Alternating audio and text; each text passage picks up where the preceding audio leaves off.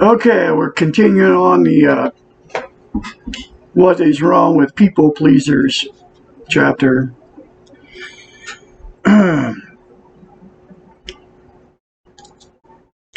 People pleasing is a modern term for martyrdom.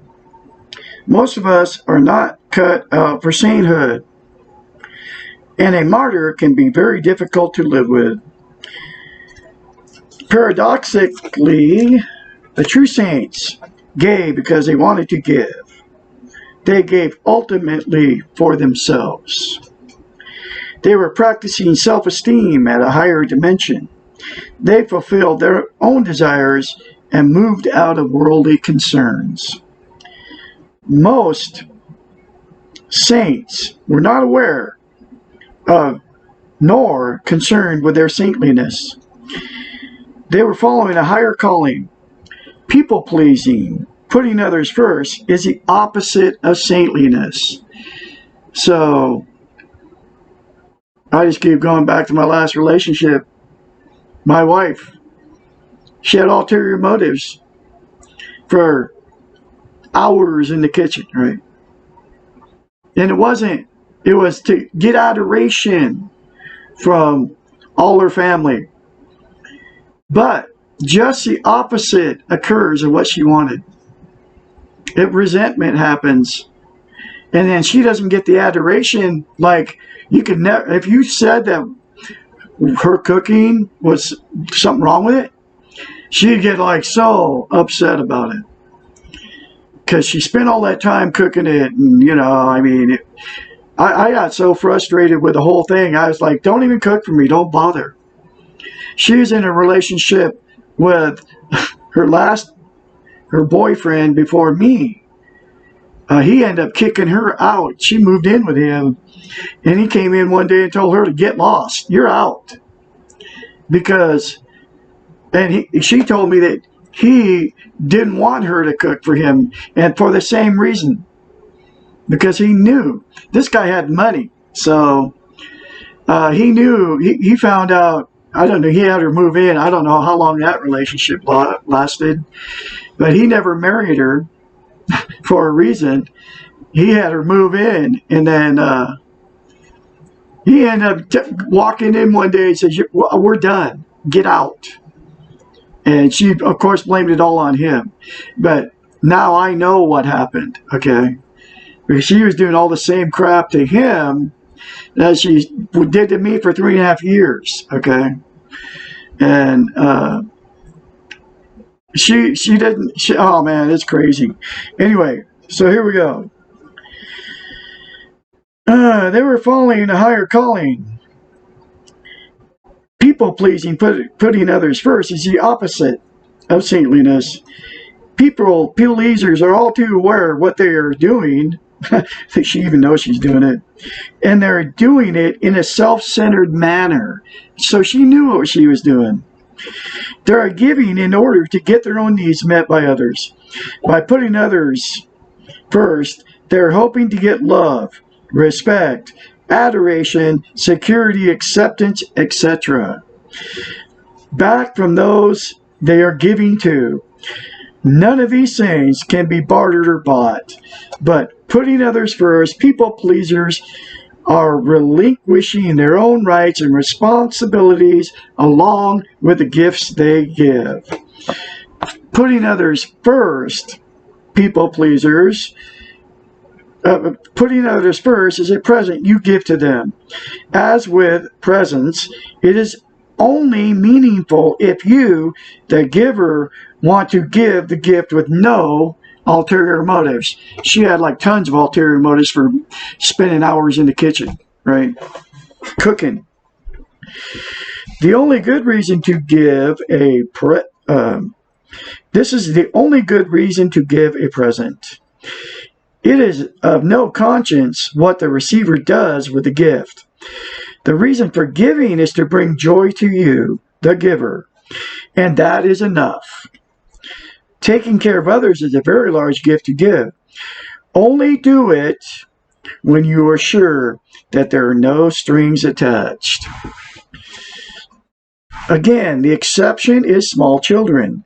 Take care of them even when you do not want to. And the same thing with animals too, folks. They are not responsible for being in your care. They have no other options and cannot take care of themselves. Another exception would be others who are dependent on you due to illness or handicapping conditions. Although there may be other options available for their care. Animals are also vulnerable to people who own them. The only way you can give gifts without strings is to first take care of your own needs. Oh, man. Speaking of animals, cats, right? If you let them go out at night, they have a survival rate to go out at night because that's when all the predators come out. It's slim. And you take the chance by letting them go out at night, okay? She forced me to let my cats go out at night. I lost one cat because she forced me to do it because she'd get mad at me because I'd say, no, I'm not letting the cats out at night. They can go out during the day, it's fine, but not at night. Anyway, they disappear at night, and I lost one. Her name was Sally. It still, to this day, it's like devastating to me, and I let her do it. Okay, anyway, I'm over it. It's just like, I'm sad because it happened. But it was her fault that I lost Sally. The only way that you can give gifts without strings is to first take care of your own needs. In order to do this, you must put yourself first. You must recognize what you need and want, and you must do the work to meet your own needs. You cannot take care of yourself and also people please at the same time. Besides, once you are taking care of yourself, you will find your need to please others will disappear. When you like yourself, you will want others to like you for what you are and not what you are doing for them. And so it just proves that my ex-to-be very, very low self-esteem, even though she never said she had it. She was all confident. Oh, I have self-esteem just like her mother.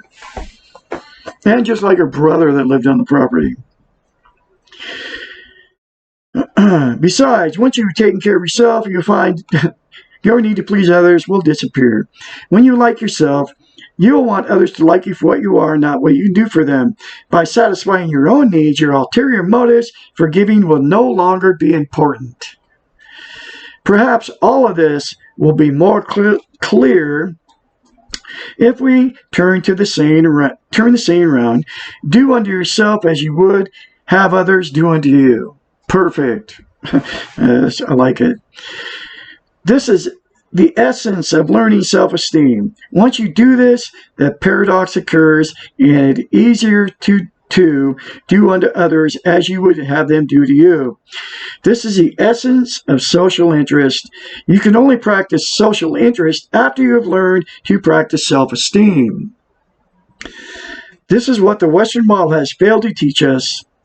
She keeps going back to what we've been taught, right? This concept is at the heart of all religions. Know that you have worth. Know that you are good. And know that you deserve to be loved.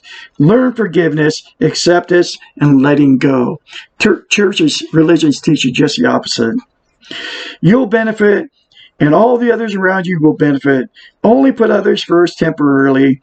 In the long term, put yourself first. You are worth your own attention.